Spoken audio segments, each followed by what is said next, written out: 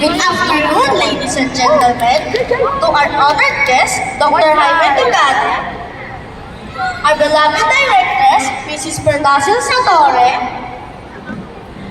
dear parents and loving families, dedicated teachers, friends, and fellow graduates, it is truly an honor to be standing here in front of you today as we celebrate one of the most unforgettable moments of our lives, our graduation from the La Costa Learning Center.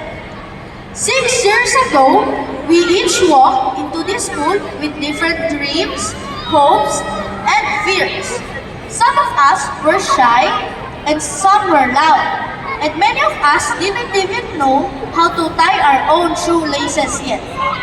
But over the years, the LCLC became more than just a school. It became our second home. Here, we learned how to read stories, solve math problems, and write essays. But we also learned how to be good classmates, how to say sorry, how to forgive, and how to share snacks, and how to lift each other up when someone fell down. We laugh together, cry together, and sometimes even panic together during the exams. But look at us now, we made it!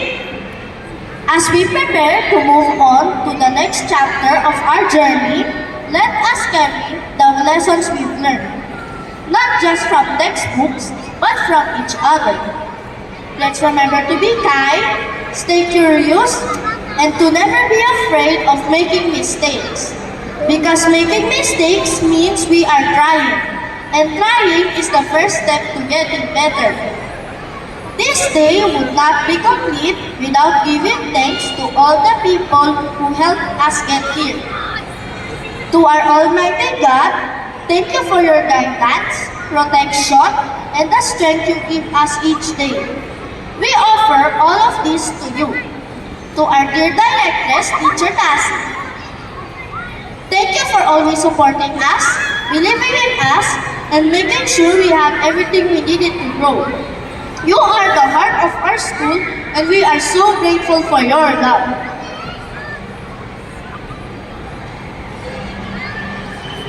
To our teachers, Teacher Ann, Teacher Eileen, Teacher Lynn, Teacher CJ, Teacher Ben, and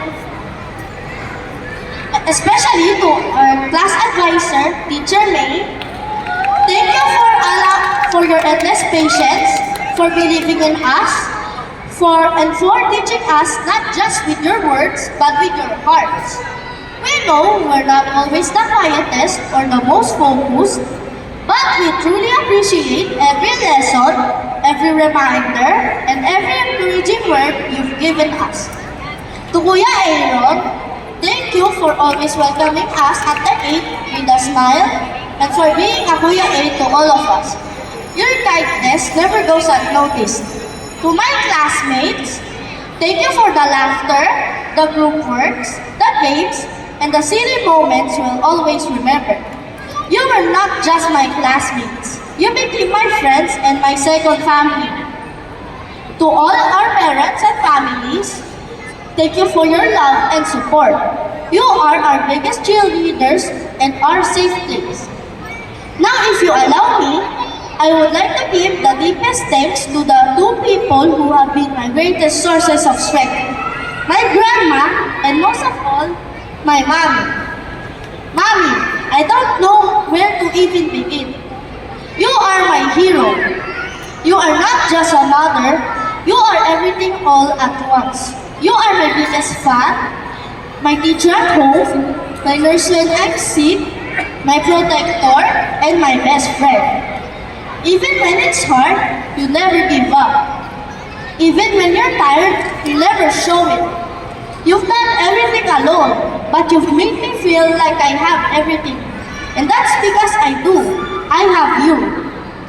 You work so hard every single day just to make sure I have what I need. And even when your life gets tough, you smile and tell me to keep going. I know there were times where things weren't easy for us, but you never let me feel I was lacking anything. And instead, you gave me the most important things: love, strength, and courage. Thank you for every hug, every story, and every moment you chose me over your own comfort. Thank you for teaching me to be strong and kind. Thank you for believing in me even when I didn't even believe in myself.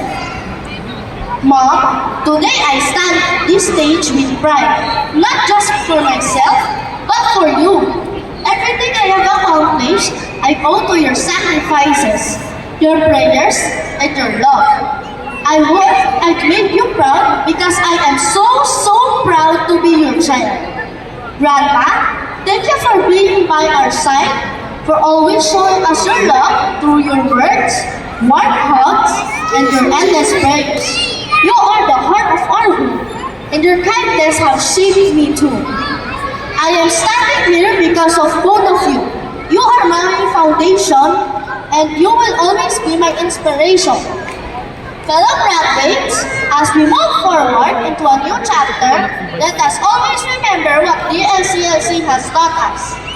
D. Discover new passions. L.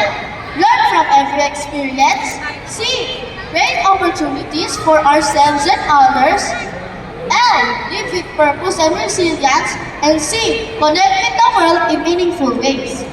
This may be the end of our grade school journey, but it's just the beginning of something greater. Congratulations to all of us DLCLC graduates. Let's continue to dream big and reach high. Thank you, and may God bless us all.